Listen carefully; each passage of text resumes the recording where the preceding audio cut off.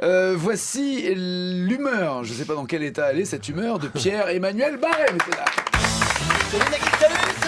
Allez, salut tout le monde. Là, attendez, bonne nouvelle, j'ai une blague. Est-ce que vous connaissez le point commun entre ma femme et sa robe de mariée? Non. Plus personne rentre dedans. Non. Assez rigolé Nagui. C'est l'heure de ma revue de presse et aujourd'hui on va parler socialisme. Jingle. Les mauvaises nouvelles, c'est très très bien.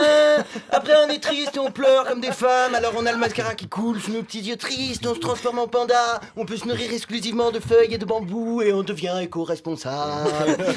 Alors c'est dingue, hein, j'ai l'impression d'être cancérologue. J'arrive, je m'assieds dans le fauteuil et je dis bon, j'ai une mauvaise nouvelle, hein. Après la loi de surveillance généralisée, après l'état d'urgence permanent, après l'amendement sur le secret des sources, après la réforme pénale, après la garde à vue de journalistes indépendants, le socialisme vous présente le fichier TES. Wouh! Et c'est quand même magique, hein, les mecs, tu leur files le pouvoir 5 ans pour qu'ils réduisent les inégalités. Tu ressors avec la loi El Khomri, 5,5 millions de chômeurs et la boîte à outils du parfait petit gouvernement totalitaire. Et Hollande, c'est Kim Jong-un, sans les yeux bridés et sans le charisme. Alors, le fichier TES, Ça va, non ? le fichier TES, qu'est-ce que c'est? Oui. Eh bien, c'est un grand fichier, hein, qui regroupe toutes les informations relatives à un individu, votre adresse physique, électronique, le nom de vos parents, la couleur de vos yeux, de vos cheveux, votre taille, votre photo et le diamètre de votre anus, hein. Et vu le diamètre actuel, hein, je sens que ça tiendra pas sur une feuille A4. Dans le fichier, il y a aussi les empreintes digitales et anecdote amusante, hein, sur les empreintes digitales de Manuel Valls, on retrouve un peu de l'ADN du cul de tous les Français, hein. Alors, la mise en place du fichier est passée en scred, un peu un dimanche de Toussaint et en même temps c'était raccord. Le jour de la fête des morts, ils ont définitivement enterré le socialisme. Ah, parce que je les entends déjà, hein, les fils de pute qui vont me dire « Ouais, mais en même temps, moi ça me dérange pas, le fichage, j'ai rien à me reprocher. Hein, » Et si demain il y a un mec qui coule le vagin de toutes les femmes avec du fil de pêche, ils vont dire « Ouais, mais en même temps, moi ça me dérange pas, le cousage de chatte, je mets jamais de tampax. » Hein. Non, et comment on fait, sérieusement? Comment on fait s'ils promulguent une loi qui ordonne de mettre dans des camps tous les gens qui font moins d'1m37? Qui va présenter l'émission? Non, les histoires de fichage géant, ça se termine toujours comme un Jackie et Michel. À la fin, on s'en prend plein la gueule. Alors, Nagui, j'aurais aimé finir sur une note positive pour détendre l'atmosphère. Hein, malheureusement, on le sait, une mauvaise nouvelle, c'est comme un réfugié syrien, ça n'arrive jamais seul. Hein. Ça y est, les Américains ont voté. Les Américains ont voté depuis ce matin, tout le monde chiale, même à France Inter. Ouais, c'est une catastrophe. Oh non, Trump est président. Vous auriez préféré quoi pour les États-Unis? Une femme présidente? Air Force One aurait raté tous les créneaux de décollage, putain.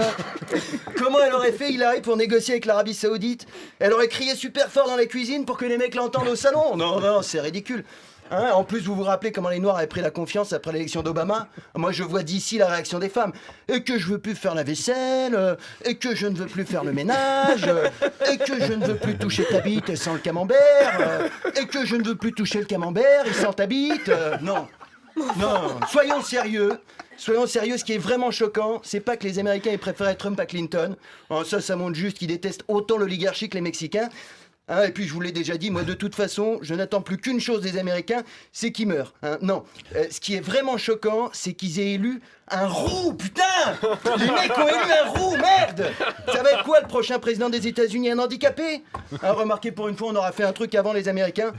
Ah non mais sérieusement, il n'y a qu'un Américain pour élire un roux, hein. Personne n'aime les roux, je veux dire, même les roux n'aiment pas les roux, hein. Je suis sûr que quand il sera tout seul dans le bureau ovale, il va se mettre des petites claques à lui-même, Trump, il va dire « Ah, sale roux, t'as gagné, sale roux !» Puis après, il va appeler Mylène Farmer, il va lui dire « On a réussi, chérie! Préviens Cohn-Bendit et Audrey Fleurot, on fait une rousse partie à la Maison-Blanche !» Hein. Alors d'accord, avec Trump au pouvoir, ça va être chaud aux États-Unis pour les PD, les Noirs, Mexicains, pauvres et musulmans, mais en même temps, est-ce que c'était les plus heureux avant l'élection? Non, au contraire, j'ai la solution pour eux. Teignez-vous en roux et frottez-vous le corps avec du maroilles. Vous aurez l'air con, bien sûr, mais vous ne serez pas expulsé.